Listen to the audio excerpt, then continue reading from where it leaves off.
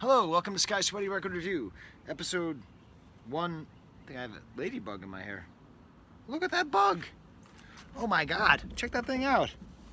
Alright, anyways, it's the only first listen new music review show hosted by a French professor getting attacked by ladybugs immediately after leaving the YMCA.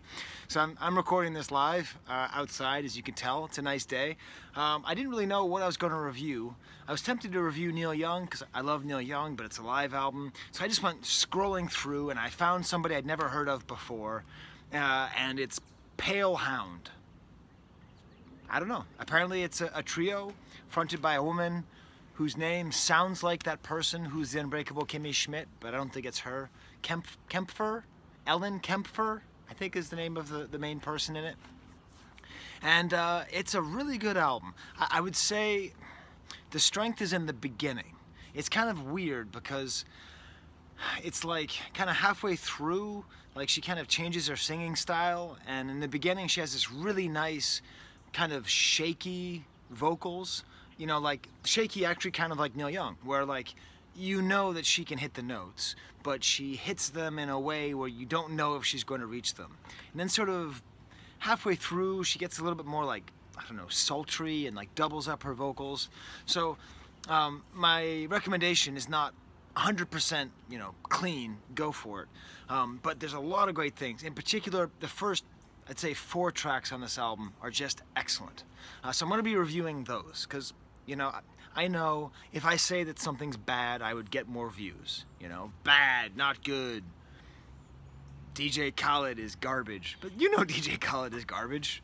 Or maybe he's not. I don't know. I didn't even listen to that album. All I do is win. But anyways, so I'm going to just kind of really focus on the first 4 tracks. The first one is this like really kind of sad hymn called Company. And this sets the sort of tone at the beginning of this album. Most of the lyrics are about loving inaccessible lovers and having disinterested, disappointing friends, which makes it sound a lot more sad than it is. For the most part, it's very guitar-based, kind of nice, sloppy, powerful guitar with nice kind of shaky melodies. And then the next track is my favorite track on the album by far. And actually, I'm just going to spend a couple minutes really describing this one song, Aaron, like Aaron, like the name Aaron. It's got a lot of what makes this band interesting and where I hope they continue to go. It's got her singing in this, like I said, this kind of shaky register, which I find interesting, and the lyrics are just really heartbreaking. I mean, she talks about this guy who wanted to be named Aaron, but he's not, like he has a different name, which is kind of interesting, and talks about shopping for clothes with his dad for his dad's wedding, which is an interesting, you know, emotional thing. And then in the end, she describes him as living with his back turned to her, which again is just it's a constant theme of this channel. Whenever any artist expresses something that I don't feel has been expressed particularly well, it deserves extra attention. So this love, I don't know, that she has for this man, the way that it's expressed, I think is unique and deserves special attention. So, and also this happens to be just the best song musically on the album as well. I really like the way that the first couple tracks on the album really develop over time as she's playing it. Like she just starts singing and then the guitar comes in, and this one there's like some like kind of like synthesizers as well. So let's listen to a little bit of Aaron by Palehound off the album Black Friday, or Black Friday as my dad would say.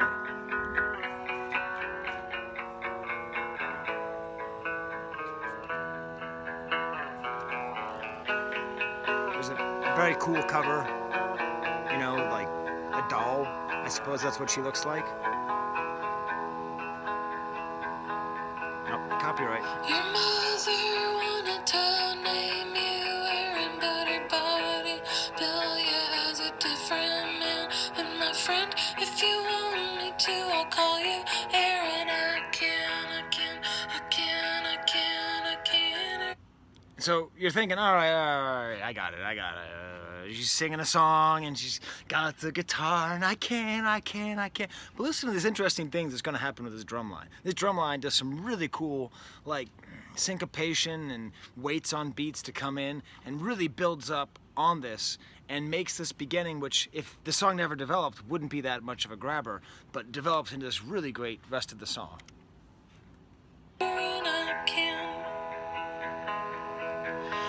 You sing your song with your back turned to me, your body shaking, voice certain still, and if closing my eyes will let you turn, you're in a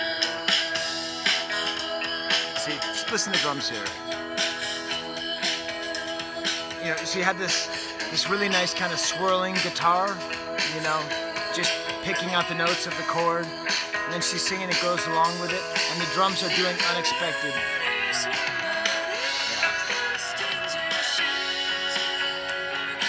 I don't know.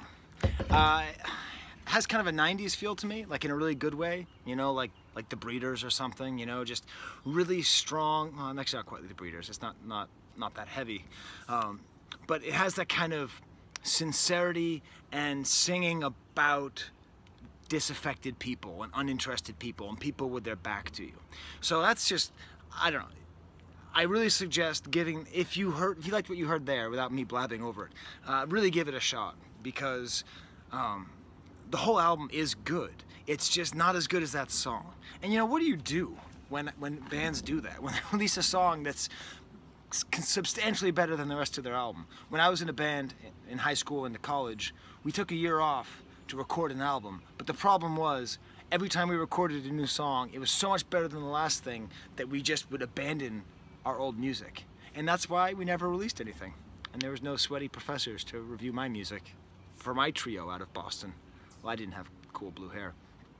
The next track is Black Friday, really nice, another song that slowly develops.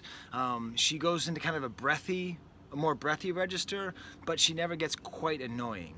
And this appears to be about not holding a grudge, which is great. And then after that is where it gets a little bit dicey, you know, like, there's an interesting trick, a song called Where We Live, which is actually her just saying a poem, and it made me invent a new term.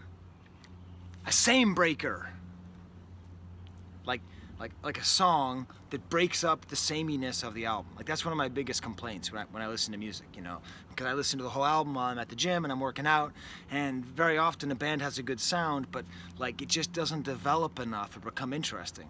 There's this song which is just her talking out loud, I assume it's her, this interesting poem, and it ends up breaking the sameness. And then that continues with the next couple of songs where there's like a Casio drum beat, and that nice drummer that I like kind of disappears.